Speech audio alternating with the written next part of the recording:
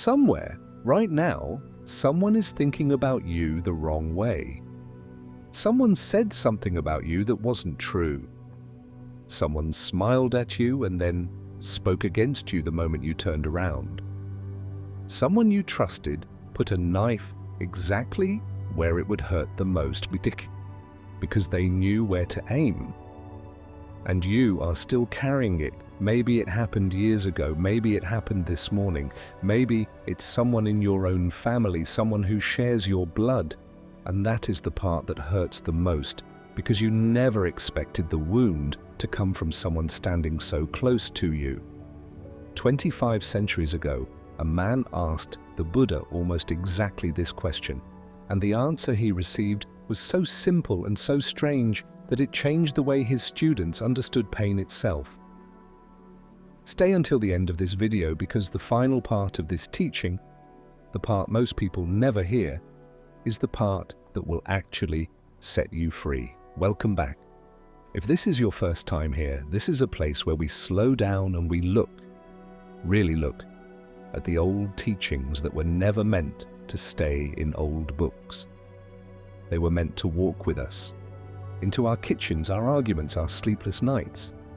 Today we're going to sit with one question. What did the Buddha actually teach about the people who hurt us? Not the version we've turned into a poster, not just let it go, said in a voice that has never actually been betrayed. The real teaching, the one built for people who are still angry, still aching, still replaying the moment someone hurt them over and over at 2 in the morning. Before we begin, I want to ask you something. Somewhere in your mind right now, a face has already appeared, a name. Maybe you didn't even try to think of them. They just arrived. The way pain always seems to know when we're about to talk about it. Hold on to that face gently. We are not here to relive the wound. We are here to finally understand what to do with it. The Buddha was traveling with his students through a region where his teachings had grown popular, so popular that it disturbed the priests of that town, who feared losing their followers and their income. One of them, a proud and clever man, decided he would put an end to this quiet teacher's influence. He walked out to meet the Buddha on the road, and in front of the gathering crowd he began to insult him. He called him a fraud. He called him lazy, foolish, unworthy of respect. He used words chosen precisely to wound, the kind of words a person only finds when they have thought carefully about where it will hurt most. The crowd went silent, waiting to see what the Buddha would do. Waiting perhaps for anger, for a clever comeback, for anything. The Buddha said nothing. He simply looked at the man with the same calm expression he had worn a moment before the insults began. He let the man finish every word. He did not interrupt, did not defend himself, did not flinch. When the man was done, out of breath, almost confused by the silence he was met with, the Buddha asked him a single question. Tell me, if you offer someone a gift and that person does not accept it, to whom does the gift belong? The man frowned. It would still belong to me, of course. I offered it. If they refuse it, I am the one left holding it. The Buddha nodded slowly. Then it is the same with your anger. You have offered it to me today, in front of all these people, but I do not accept it. So tell me, who is left holding it? The man said nothing. Something in his face changed. Not humiliation, but the beginning of understanding. The insults he had thrown so carefully were still there. They hadn't gone anywhere. They hadn't landed on the Buddha at all. They were still sitting exactly where he had made them, in his own hands, in his own chest, in his own mind. Now I want to slow down here, because most people hear this story and take away the wrong lesson. They think it means don't feel hurt, be like the Buddha, feel nothing. That is not the teaching. That was never the teaching. There is a difference between feeling a blow land and carrying that blow home with you, feeding it, replaying it, letting it live in your body for years. Someone can throw something at you. That is their action. It happened. It is real. You are allowed to feel it. The sting is not weakness. It is proof that you are alive and that you have a heart capable of being touched by another person's cruelty. But there is a second choice, one that happens quietly, almost invisibly, in the seconds and days after the wound, the choice of whether to pick it up and keep it. Think about what actually happens when someone hurts you. The moment itself, the words, the betrayal, the unkind act usually lasts seconds, minutes at most. But how long do you carry it afterward? Do you replay it while making dinner? Do you rehearse the argument you should have made 3 days later in the shower?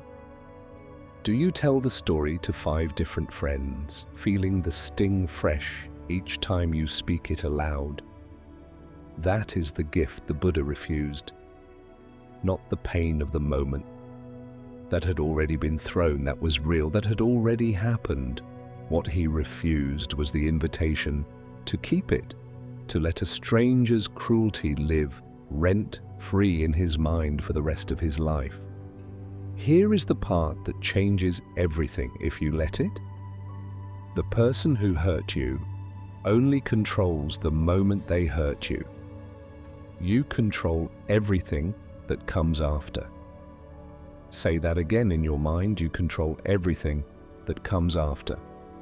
There is another teaching, one the Buddha gave to a grieving student, that goes even deeper into this. It is called the parable of the 2 arrows. He said, imagine life strikes you with an arrow. This is unavoidable.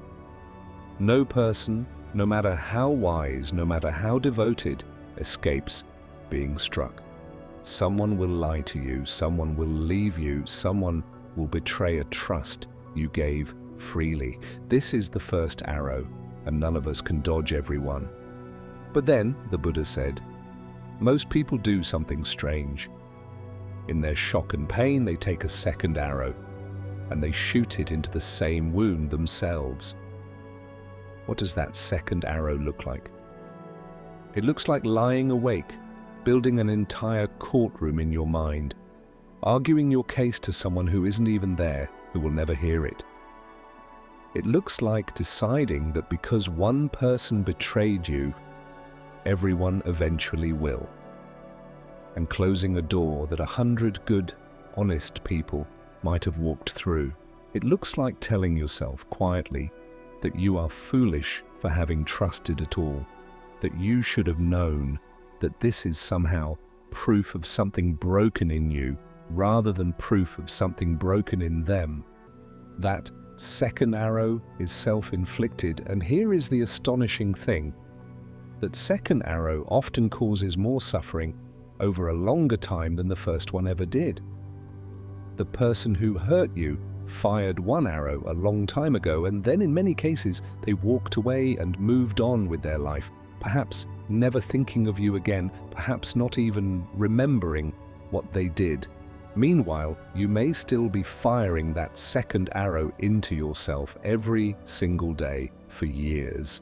I'm not saying this to blame you, I am saying this because it is the only part of this entire situation you actually have the power to change. You cannot go back and stop the first arrow. It already landed, but the second arrow, the one you fire yourself again and again, that one is still in your hand right now as you're watching this. I want you to do something with me for the next minute, not later, or to now while it's fresh.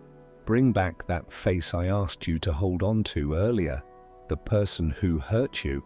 I am not asking you to forgive them right now. I am not asking you to excuse what they did, or to pretend it didn't matter, or to reach out to them. Forgiveness, real forgiveness, is not something that can be rushed, and anyone who tells you it should happen instantly has probably never carried a wound as deep as yours. I'm only asking you one question. How many arrows have you fired into yourself on their behalf since it happened? However many it was, that's not a failure. That is what a human heart does when it has been hurt. But notice something important. Every single one of those arrows was fired by your own hand, out of pain, trying to protect yourself. You were never trying to hurt yourself. You were trying to make sense of a senseless thing. Let that be true for a moment. Let yourself off the hook, even just here, even just for the length of this video. There is a saying often attributed to this same tradition, one your grandmother may have heard in some form, though few people understand why it's actually true. Holding on to anger is like drinking poison and expecting the other person to die. Let me give you the fuller picture behind that saying, because it is more than a clever line. It describes something that happens biologically, inside your actual body. There was a student, deeply devoted, who came to his teacher furious about a betrayal by someone he had once called a brother. He wanted permission, almost wanted a blessing, to hate this man for the rest of his life. He felt he had earned that right. The teacher listened patiently to the whole story. Then he asked the student to prepare tea for them both, as was the custom. The student began to pour, and the teacher said, "Keep pouring." The cup filled. The student kept pouring, confused. The tea began to spill over the rim, onto the table, onto the floor.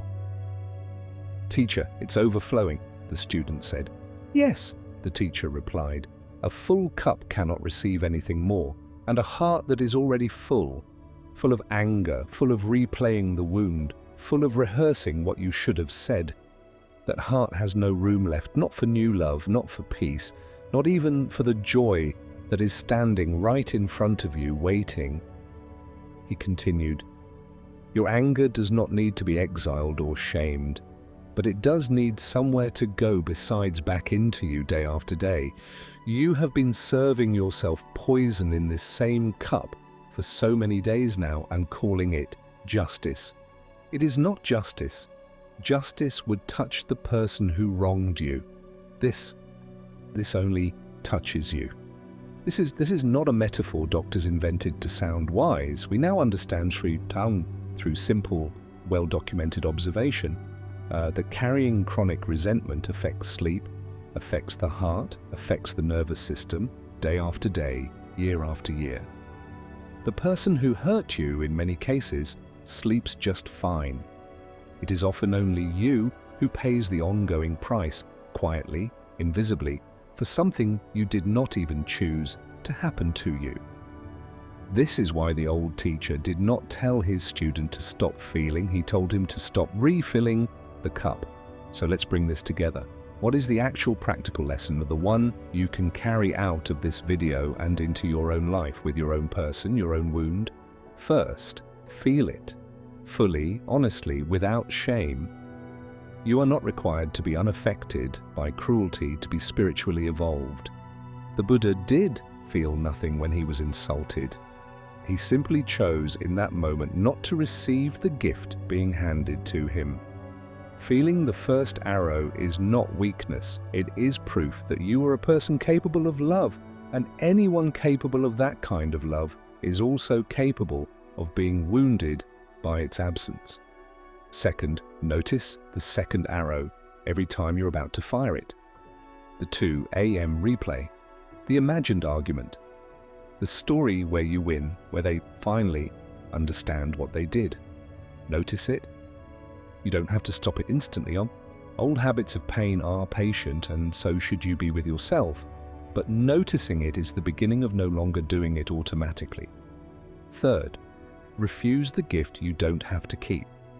This does not mean the wound wasn't real. It means the ongoing suffering is optional in a way the original moment was not. You can acknowledge clearly and without softening it what they did was wrong, and in the very same breath decide, I will not build the rest of my life inside that moment. Both things can be true at once. Fourth, empty the cup on purpose.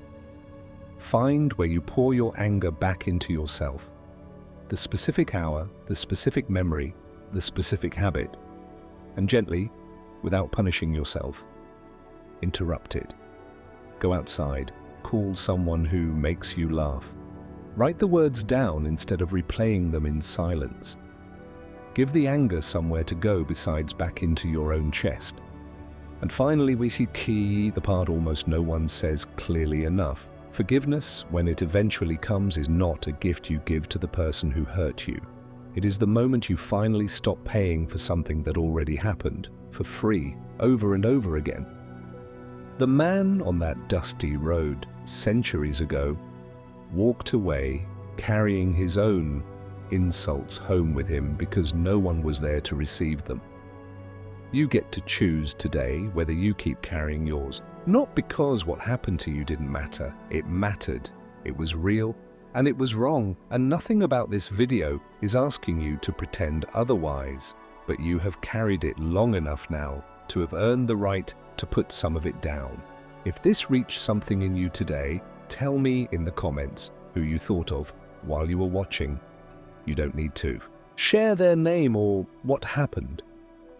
Just tell me you thought of someone and that tonight you are going to try pouring just a little less into that same old cup. Thank you for sitting with me today. Wherever you are, whatever you're carrying, I hope you set a little of it down before you sleep tonight.